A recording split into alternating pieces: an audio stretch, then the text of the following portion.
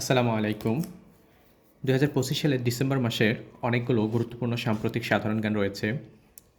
আ এগুলো বাছাইকৃত সাধারণ জ্ঞান বিভিন্ন ওয়েবসাইট ও বই থেকে এগুলো সংগ্রহ করা। দেখি কী আছে সেগুলো শুরু করা যাক চলেন।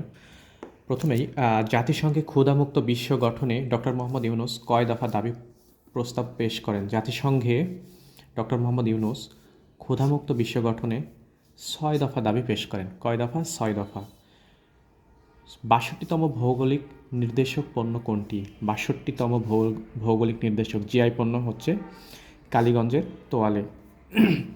বিশ্বের বৃহত্তম প্রত্নতাত্ত্বিক মিউজিয়াম কোনটি? বিশ্বের বৃহত্তম প্রত্নতাত্ত্বিক মিউজিয়াম হচ্ছে গ্র্যান্ড ইজিপশিয়ান মিউজিয়াম, মিশর।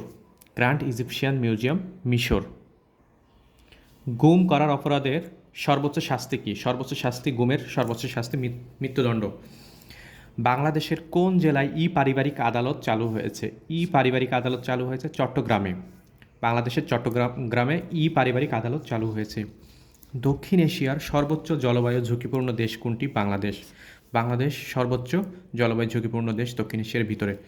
২০২৫ সালের কেমব্রিজ ডিকশনারির নির্বাচিত বর্ষসেরা শব্দ কোনটি? ২০২৫ সালে কোন ডিকশনারি? কেমব্রিজ ডিকশনারির বর্ষসেরা শব্দ হচ্ছে প্যারাসোশাল। প্যারাসোশাল। ২০২৫ সালের অক্সফোর্ড ডিকশনারির নির্বাচিত বর্ষসেরা শব্দ হচ্ছে রেজবেইট। রেজবেইট।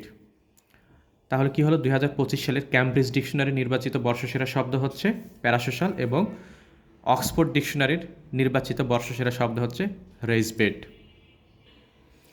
কয়জন নারীকে বেগম রোকেয়া পুরস্কার ২০২৫ প্রদান করা হয়? কয়জন নারীকে দেওয়া হয়? ৪ জন। কয়জন? ৪ জন নারীকে। নারী শিক্ষা শ্রেণীতে গবেষণাতে নারী শিক্ষা শ্রেণী বা গবেষণাতে বেগম রোকেয়া পদক ২০২৫ অর্জন করেন রুহানা রাকিব। রুহানা রাকিব। নারী অধিকার শ্রেণীতে বা শ্রম অধিকার শ্রেণীতে বেগম রোকেয়া পদক ২০২৫ অর্জন করেন কল্পনা আক্তার। মানবাধিকার শ্রেণীতে বেগম রোকেয়া পদক ২০২৫ অর্জন করেন নাবিলা ইদ্রিস। এবং নারী জাগরণ শ্রেণীতে ক্রীড়া বেগম রোকেয়া পদক ২০২৫ অর্জন করেন ঋতুপর্ণা চাকমা। কঙ্গো ও রুয়ান্ডার মধ্যে কোথায় শান্তি চুক্তি স্বাক্ষরিত হয়? যুক্তরাষ্ট্রের ওয়াশিংটনে এই চুক্তি স্বাক্ষরিত হয়। প্রথম ফিফা শান্তি পুরস্কারে ভূষিত হয়েছেন কে? Donald Trump. এবারে প্রথম দেওয়া হয়েছে এই পুরস্কার। প্রথম ফিফা শান্তি পুরস্কারে ভূষিত হয়েছে ডোনাল্ড ট্রাম্প। সমুদ্র পৃষ্ঠ হতে গড় উচ্চতার দিক থেকে বিশ্বের সবচেয়ে উঁচু দেশ কোনটি? বিশ্বের সবচেয়ে উঁচু দেশ ভুটান।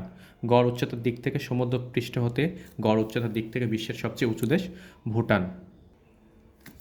গণভোট ২০২৫ অধ্যাদেশ জারি করা হয়। গণভোট ২০২৫ অধ্যাদেশ জারি করা হয় ২৫শে নভেম্বর ২০২৫ সালে। কবে? ২৫শে নভেম্বর ২০২৫ সালে। চট্টগ্রামের লালদিয়া টার্মিনাল চালানোর জন্য কোন দেশের সাথে কত বছরের চুক্তি করা হয়? কোন টার্মিনাল? লালদিয়া টার্মিনাল চালানোর জন্য কোন দেশের সাথে কত বছরের চুক্তি করা হয়? ৩০ বছরের জন্য ডেনমার্কের সাথে। ৩০ বছরের জন্য ডেনমার্কের সাথে চুক্তি করা হয়।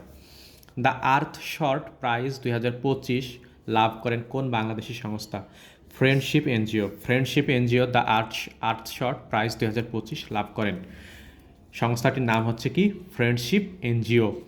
বাংলাদেশের কোন বন্দরে সর্বোচ্চ পতাকা স্ট্যান্ড নির্মাণ করা হয়েছে? বাংলাবান্ধা স্থলবন্দরে বাংলাদেশের সর্বোচ্চ পতাকা স্ট্যান্ড নির্মাণ করা হয়েছে। বর্তমান বিশ্বের দ্বিতীয় বৃহত্তম অর্থনীতির দেশ কোনটি? দ্বিতীয় বৃহত্তম অর্থনীতির দেশ হচ্ছে চীন।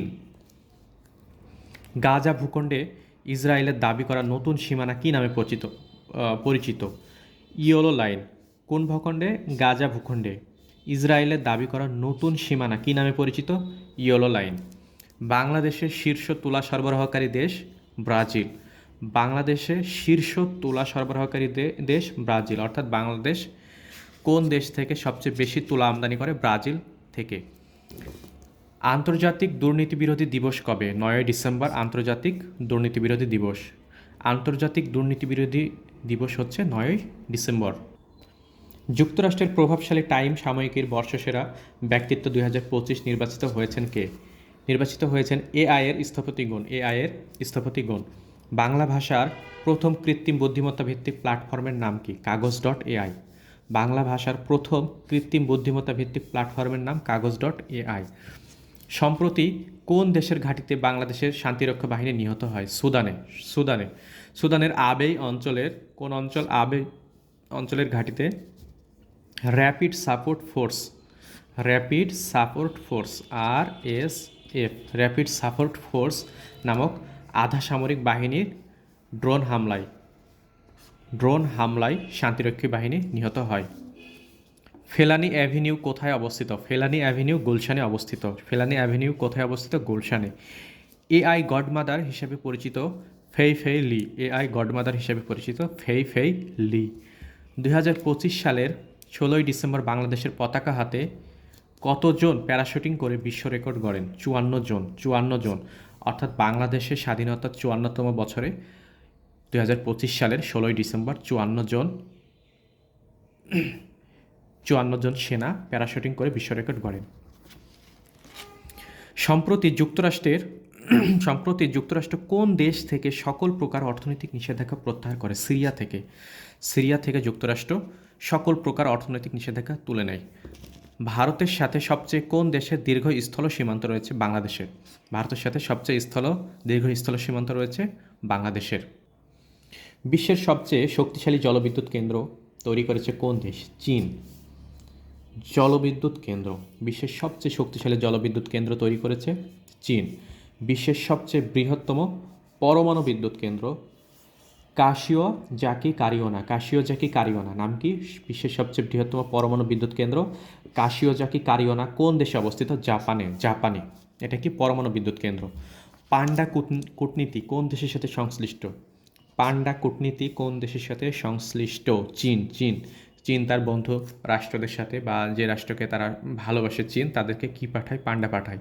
এভাবেই সে দেশের সাথে পান্ডা কূটনীতি গড়ে তোলে। দেশের প্রথম সংশ্লিষ্ট জ্বালানি বিপণন ডিপো কোথায় চালু হয়েছে? দেশের প্রথম স্বয়ংক্রিয় জ্বালানি বিপণন ডিপো চালু হয়েছে কুমিল্লাতে। যুক্তরাষ্ট্রের প্রথম বাংলাদেশি বংশোদ্ভূত বিচারপতিকে? সোমা সাইদ। সুপ্রাচীন ম্যানলি লেক কোথায় অবস্থিত? যুক্তরাষ্ট্রের ক্যালিফোর্নিয়ার ডেথ ভ্যালি উপত্যকায় সুপ্রাচীন ম্যানলি লেক অবস্থিত। বিশ্বের দীর্ঘতম রাস্তা প্যান আমেরিকান হাইওয়ে। রাস্তার নাম কি? বিশ্বের দীর্ঘতম রাস্তার নাম প্যান আমেরিকান হাইওয়ে। কোন দুইটি মহাদেশকে সংযুক্ত করেছে? উত্তর আমেরিকা ও দক্ষিণ আমেরিকা মহাদেশকে সংযুক্ত করেছে। সম্মানিত ভিউয়ার্স, এই ডিসেম্বরের পর্বে এগুলোই ছিল গুরুত্বপূর্ণ প্রশ্ন। সবাইকে সাথে থাকার জন্য ধন্যবাদ। পরের ভিডিওতে জানুয়ারি মাসেরগুলো পেয়ে যাবেন ইনশাল্লাহ।